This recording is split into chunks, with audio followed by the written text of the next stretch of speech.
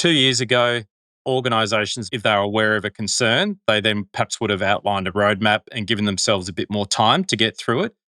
But we're now at a point where we've got greenwashing through the ACCC interacting with mandatory climate disclosure reporting. And for many of our clients, mandatory climate disclosure reporting is one of the biggest initiatives around sustainability that's occupying their time. Welcome to The Greener Way. I'm your host, Michelle Baltazar from FS Sustainability. Greenwashing has been part of the sustainability conversation for years, but the landscape is changing, regulation has stepped up, and reporting has become more sophisticated.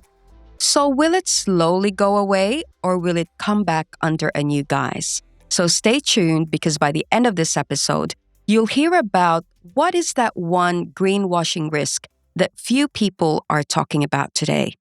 To share his insights is Dr. Mark Siebentritt, Executive Director at Edge Impact. Mark works with boards and executive teams on climate disclosure, sustainability strategy, and enterprise transformation.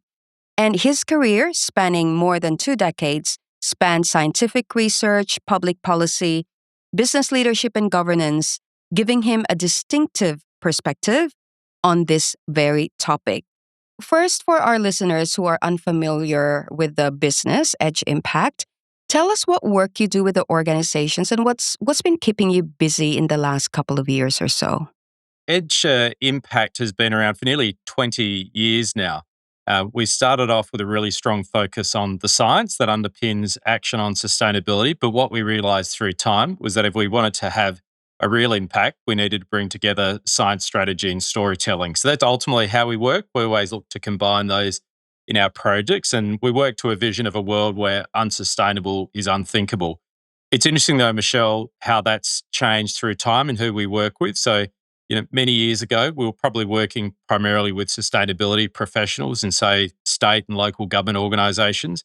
But now, particularly in the last 5 years, we spent a lot of our time working with larger corporate entities and particularly finance, governance and risk teams who've really had to pick up the reins of the work that's happening around ESG. So we've been at it for a while, but really the industry has changed significantly through that time. So you started from working with specialists, if you like, but now generalists/specialists within the company. And I think that's a reflection of where we are with sustainability. It's no longer siloed. It's now kind of an organization-wide issue. Absolutely. So one of the big changes that I've seen is that sustainability, and particularly things like climate reporting, are now deeply embedded in the way organisations function and operate. We've seen globally that change has been on the cards for a while. So if we went back 10 years ago, there was work looking at climate and sustainability reporting and how that links with financial impacts. And we've now gone from what was once voluntary into mandatory. And as it's become mandatory, that's getting more and more embedded, that type of work, more and more embedded in the way organisations operate, and particularly having an impact on the way those finance, governance and risk teams operate. Now let's talk about greenwashing. How has the conversation changed over the past decade? Yeah, I think we've gone from a period, if we look back 10 years or even more, greenwashing was very much an ethical consideration. There would have been people very passionate about sustainability, and they might have seen claims that were being made by companies. And there would have been a really robust discussion around how, well, you can't say that. You can't say you're carbon neutral if you don't have the evidence for that, or you can't say you're doing good things around modern slavery if you don't have the evidence for that. But what's really gone on is we've moved from what are ethical discussions to then having clearer standards in place that organisations need to respond to. And then it's ultimately gone into regulation. So it's no longer a situation of where people are holding you to ethical account. It's now organisations are being held to regulatory account. So it's really changed significantly. And that's been a trend we've seen right across the world, Michelle. So has the tone changed among listed companies when the ACCC started really knocking at people's doors, if you like, talking about greenwashing claims and really warning organizations that they can't just make these claims without evidence? It really has. I've had the good fortune of presenting to boards of particularly listed companies or even large private entities over the last 5 to 10 years. And I've really noticed in the last 2 to 3 years, when you're giving a board presentation and you talk about the financial implications of an ACCC claim, that's when directors really sit up and notice. And that's understandable. They have a fiduciary responsibility, means they have a responsibility to act in the best interest of their company at all times. And so directors have been particularly interested in that. And it's much, much more, though, than just the financial implications. It also comes down to the reputational implications. Importantly, though, what it's done for directors is for them to want to make sure that the data that's available to back up their claims is there, that they as board understand that, and that can then inform their decision making, including the types of claims they make as a company. Let's get to kind of the weeds of what does that mean. Once they realize that this is a risk, this is a reputational risk, even at the outset, what kind of time frame do they require to really get the organization moving towards proper sustainability reporting or credible climate reporting? Are we talking months, years, or like a one financial year? Michelle, I think we're at a really interesting point in time where my response to that would have been quite different, say, 2 years ago compared to where it is now. So, 2 years ago, organisations, if they were aware of a concern, they then perhaps would have outlined a roadmap and given themselves a bit more time to get through it. But we're now at a point where we've got greenwashing through the ACCC interacting with mandatory climate disclosure reporting. And for many of our clients, mandatory climate disclosure reporting is one of the biggest initiatives around sustainability that's occupying their time. Why those two are relevant and interact is that those climate disclosure reports, where organisations need to disclose whether they have material climate related risks and also the financial implications of those reports are now getting audited. Now, there's a period of time over the next 3 to 4 years where that will slowly ramp up, but we're talking over 6,000 companies in Australia will go through mandatory climate reporting. It's extraordinary, Michelle, the change that we are witnessing right at the moment. It's a fundamental change to our financial reporting system, but it's also changing the way that sustainability is being looked at. So, on one hand, we have greenwashing considerations, which relate to the claims that are being made, what claims go out in the market. That is then sitting alongside what was regarded by Joe Longo, the chair of ASIC, as one of the most significant changes to our financial reporting in over a decade. So, yeah, a couple of years ago, it would have been a very different response to what we're witnessing right at the moment. I must say that in the last few months, we've covered a few kind of sustainability issues and AI. So, can technology help fast track the climate reporting obligations of these 6,000 companies? Or if I can reframe it another way, how is AI changing the way you do business and how businesses cover their climate reporting obligations?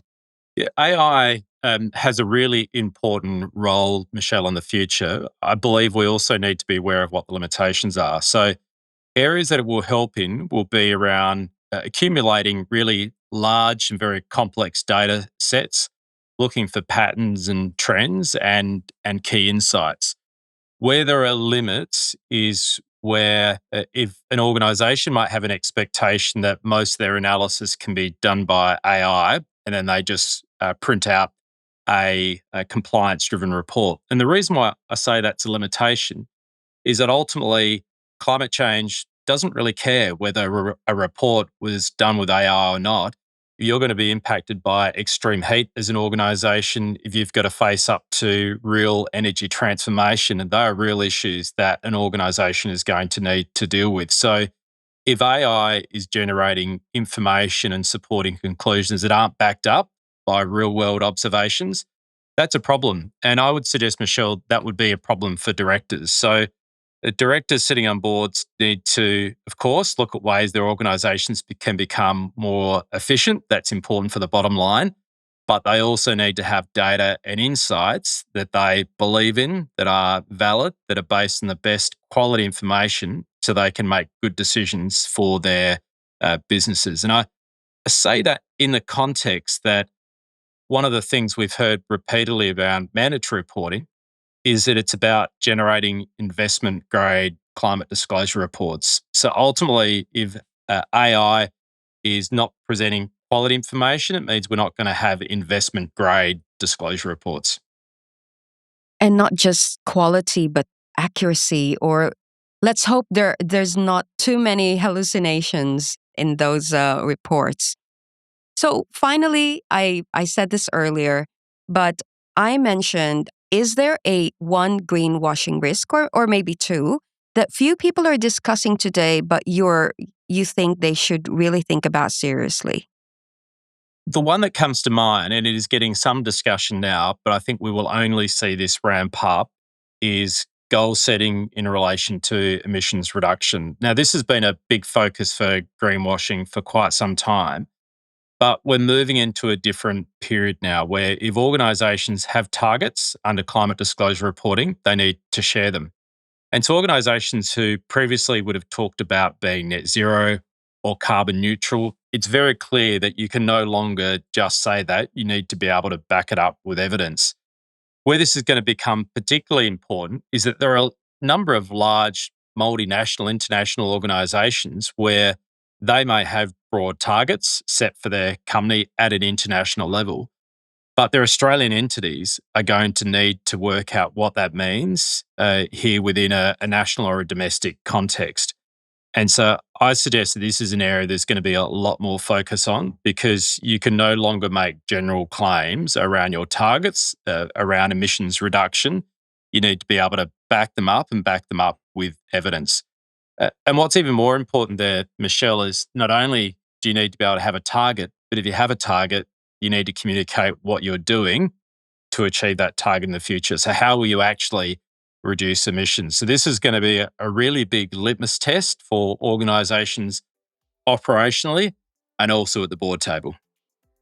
So what you're saying is that greenwashing 2.0 is potentially not about false marketing claims, but potentially false targets.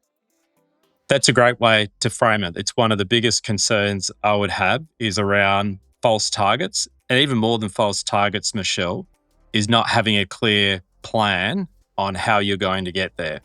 So if you have a target but you can't communicate how you're going to achieve that target, that's a significant problem. And if you're communicating actions that you think will get there, well, then that then presents a greenwashing risk if it means those actions aren't even practical or can't be implemented. So it is this fascinating point in time where we have this intersection between greenwashing as a regulatory driver as well as climate disclosure reporting as a regulatory driver. Well said, Mark. Thank you once again for joining us.